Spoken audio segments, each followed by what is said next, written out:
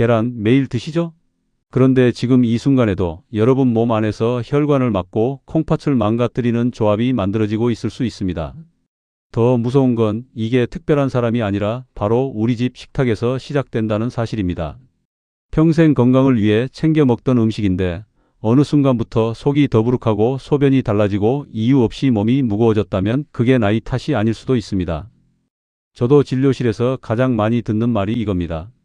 먹는 건 그대로인데 몸이 갑자기 달라졌어요.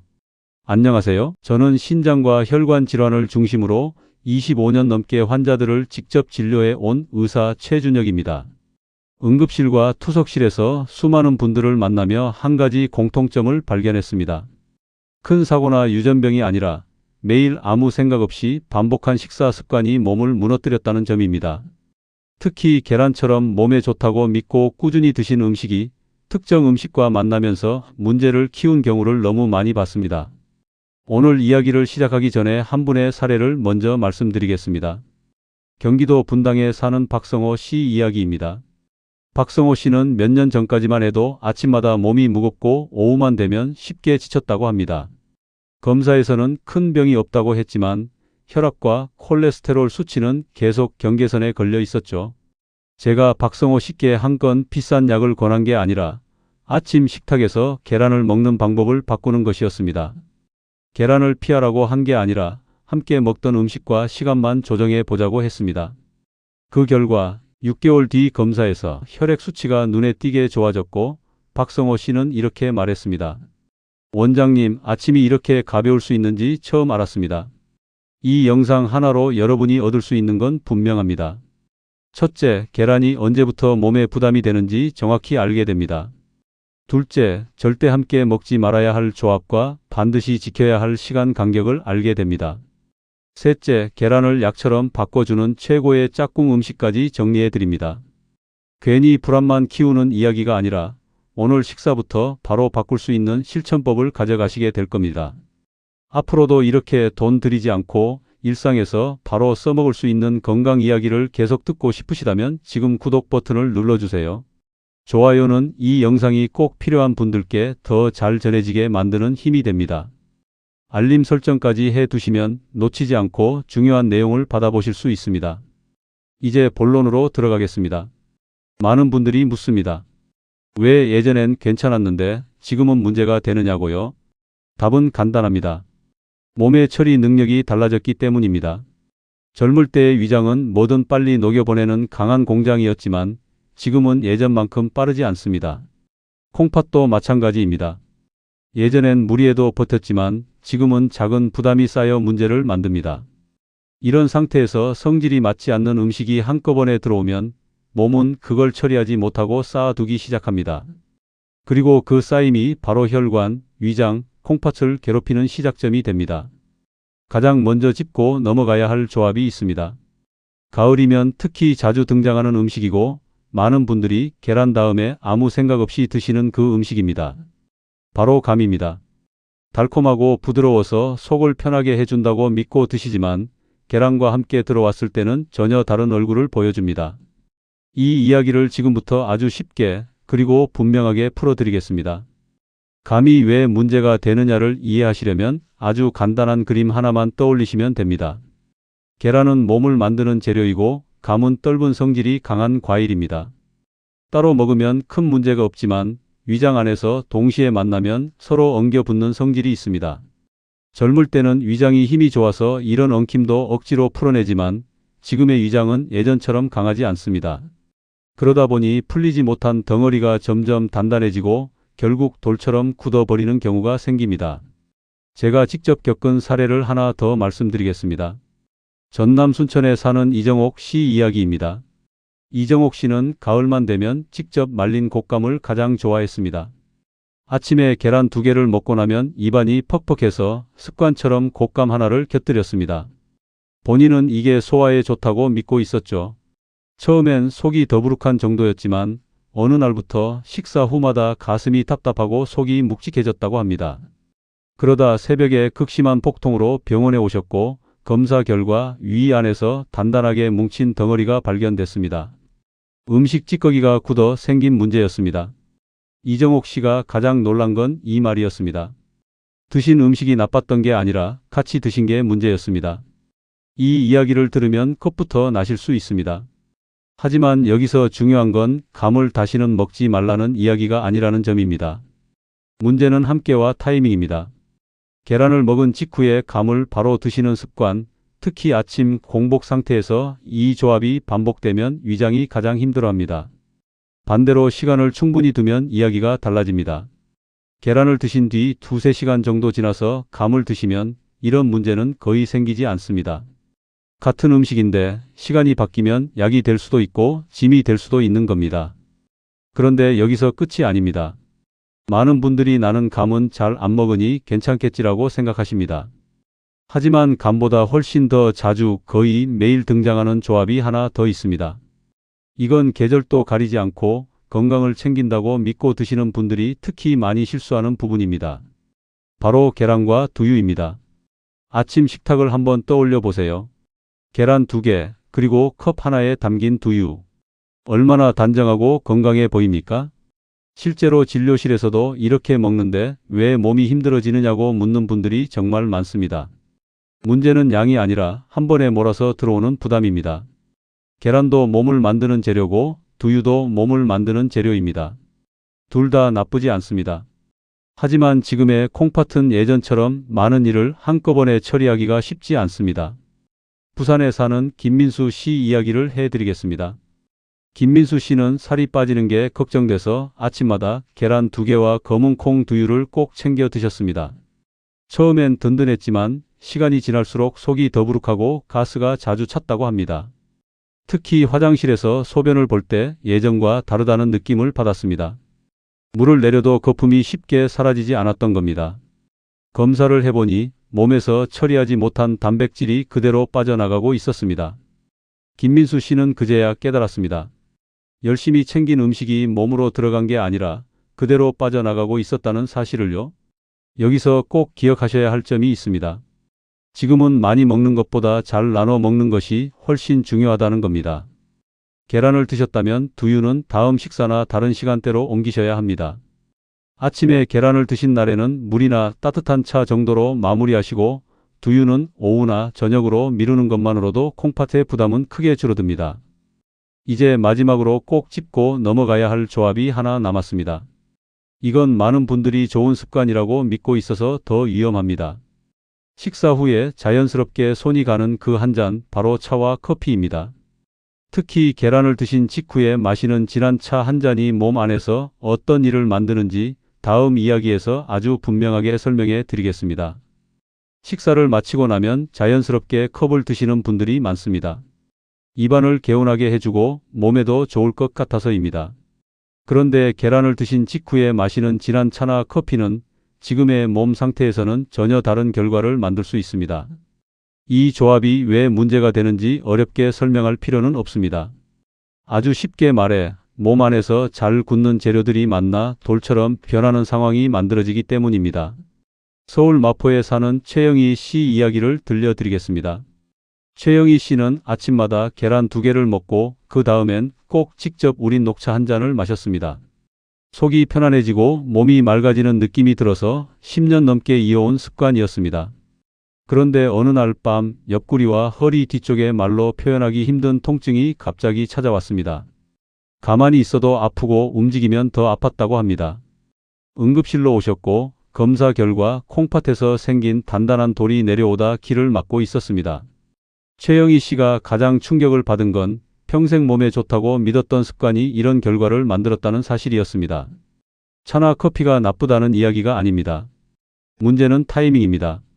계란을 먹은 직후에 바로 마시는 습관이 반복되면 몸은 그걸 처리할 여유를 잃습니다. 반대로 시간을 조금만 벌어주면 이야기가 달라집니다. 계란을 드신 뒤 최소 1시간만 지나서 차나 커피를 드셔도 이런 부담은 크게 줄어듭니다. 1시간입니다. 길지도 어려운 것도 아닙니다. 지금까지 이야기를 들으시면서 마음이 불편해지셨을 수도 있습니다. 그럼 계란을 아예 끊어야 하나? 이런 생각이 드셨다면 그럴 필요는 전혀 없습니다. 계란은 여전히 지금 시기에 가장 효율적인 음식입니다. 문제는 계란이 아니라 그 옆에 항상 붙어있던 잘못된 짝꿍들이었습니다. 그 짝꿍만 바꿔주면 계란은 다시 몸을 살리는 역할을 하게 됩니다. 이제부터는 걱정 대신 해답을 드리겠습니다. 계란을 부담이 아니라 힘이 되게 만드는 음식들이 있습니다. 첫 번째는 양파입니다. 계란은 몸을 만드는 재료지만 혼자서는 뒷정리가 부족합니다. 양파는 그 뒷정리를 도와주는 역할을 합니다. 계란과 함께 드시면 속이 훨씬 편안해지고 먹고 난 뒤에 답답함이 줄어듭니다. 양파의 매운맛이 싫다면 충분히 익혀서 드시면 됩니다. 두 번째는 토마토입니다. 토마토는 그냥 먹을 때보다 계란과 함께 익혀 드실 때 훨씬 힘을 발휘합니다. 계란 노른자의 기름기가 토마토의 좋은 성분을 몸 안으로 데려오는 역할을 합니다. 그래서 토마토와 계란을 함께 볶아 드시면 아침이 훨씬 가볍고 든든해집니다. 세 번째는 치즈입니다. 계란만 드실 때보다 치즈를 조금 곁들이면 뼈와 근육을 함께 챙길 수 있습니다. 많은 양이 필요하지 않습니다. 한 장이면 충분합니다. 이렇게 조합만 바꿔도 계란은 전혀 다른 음식이 됩니다. 여기까지가 음식의 짝꿍 이야기라면 이제부터는 어떻게 먹느냐에 대한 이야기로 넘어가야 합니다. 같은 계란이라도 조리 방법에 따라 몸이 받아들이는 느낌은 완전히 달라집니다. 오래 삶아서 퍽퍽해진 계란은 지금의 위장에 부담이 됩니다. 반대로 너무 덜 익힌 계란도 몸이 좋아하지 않습니다. 그 중간이 가장 좋습니다. 계란을 끓는 물에 넣고 정확히 7분. 이 시간만 지켜도 노른자는 부드럽고 흰자는 잘 익은 상태가 됩니다. 이렇게 드시면 씹을 때도 편하고 먹고 난 뒤 속이 묵직해지는 느낌도 줄어듭니다. 작은 차이 같지만 매일 반복되면 몸은 분명히 반응합니다. 이제 마지막으로 한 가지 습관만 더 짚고 넘어가겠습니다. 계란을 드시고 나서 바로 앉거나 눕는 습관입니다. 이 습관이 계속되면 좋은 음식도 몸 안에서 제 역할을 못합니다. 계란을 드신 뒤에는 천천히 움직여 주세요. 집안을 정리하거나 가볍게 밖을 걸어도 충분합니다. 이 작은 움직임이 몸이 음식을 잘 쓰도록 도와줍니다. 다음으로 이 습관이 왜 그렇게 중요한지 그리고 물을 어떻게 마셔야 하는지까지 이어서 말씀드리겠습니다.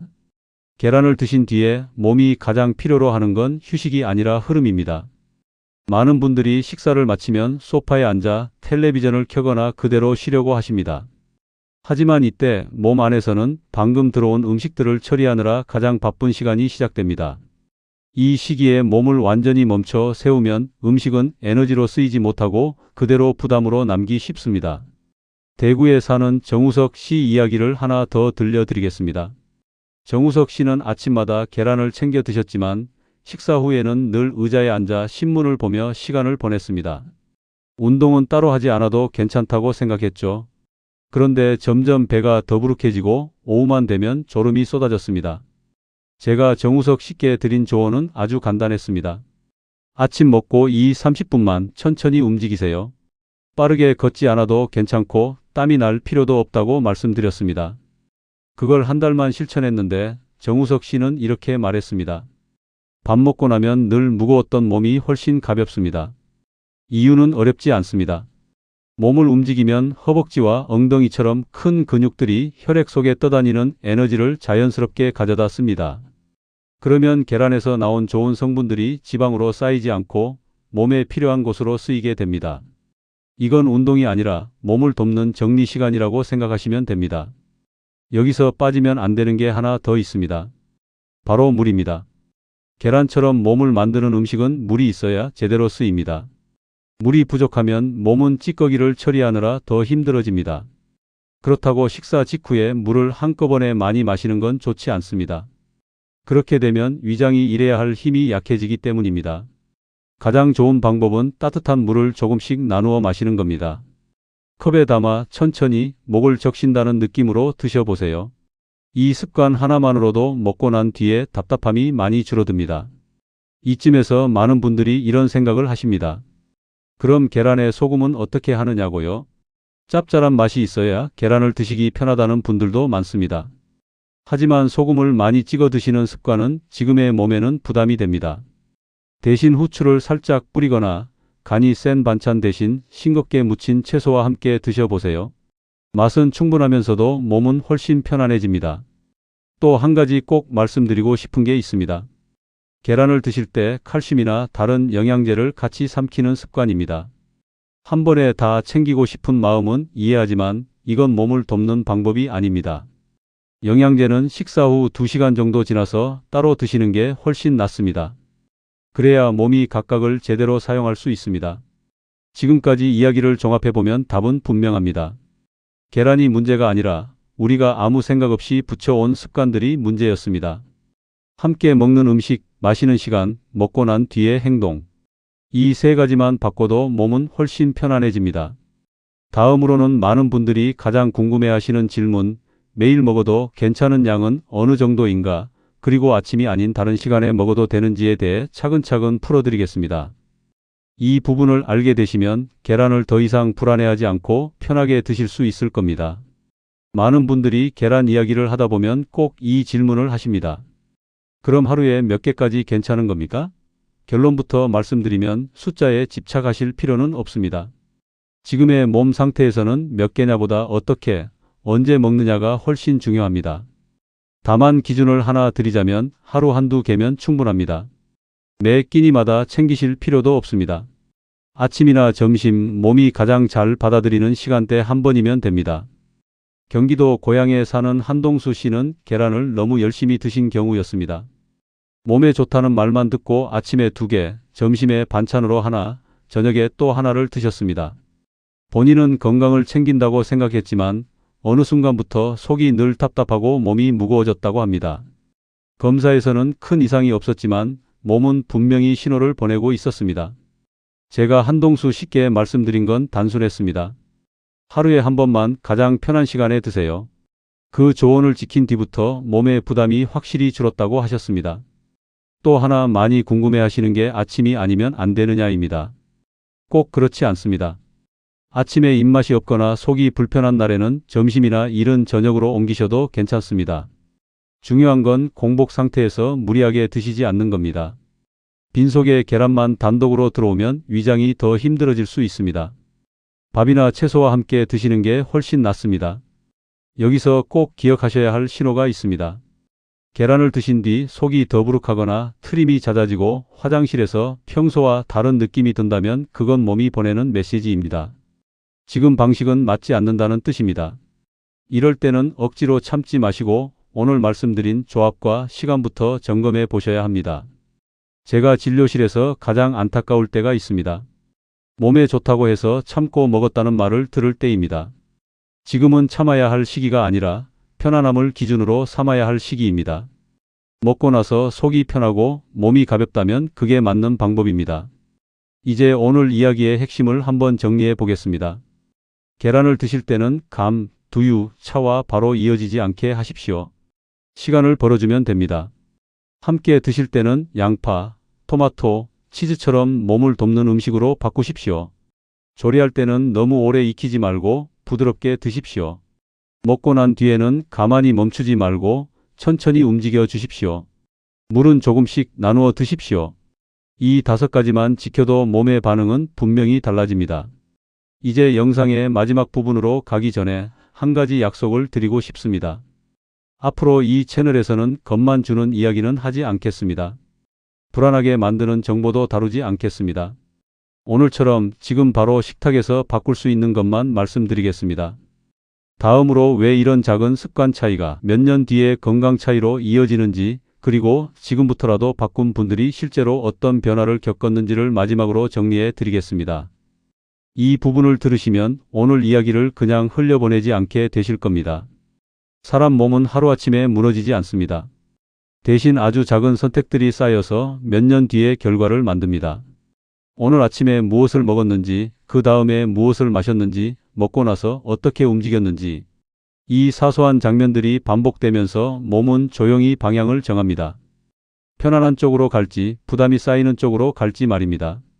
서울 노원에 사는 윤정호 씨 이야기를 마지막으로 하나 더 들려드리겠습니다. 윤정호 씨는 몇 년 전까지만 해도 병원에 갈 일이 거의 없었습니다. 그런데 어느 순간부터 혈압약이 늘고 검사 결과도 조금씩 나빠지기 시작했습니다. 특별히 잘못한 게 없다고 생각했는데 식습관을 하나하나 되짚어보니 매일 반복되던 작은 습관들이 보였습니다. 아침 계란, 바로 이어지는 커피, 식사 후 긴 시간 앉아있는 생활. 제가 윤정호 씨께 부탁드린 건 단 하나였습니다. 오늘 영상에서 말씀드린 것처럼 간격을 두고 조합을 바꾸고 조금 움직여 달라는 것이었습니다. 반년 뒤 다시 만났을 때 윤정호 씨는 이렇게 말했습니다. 원장님, 몸이 먼저 반응하니까 겁이 아니라 확신이 생겼습니다.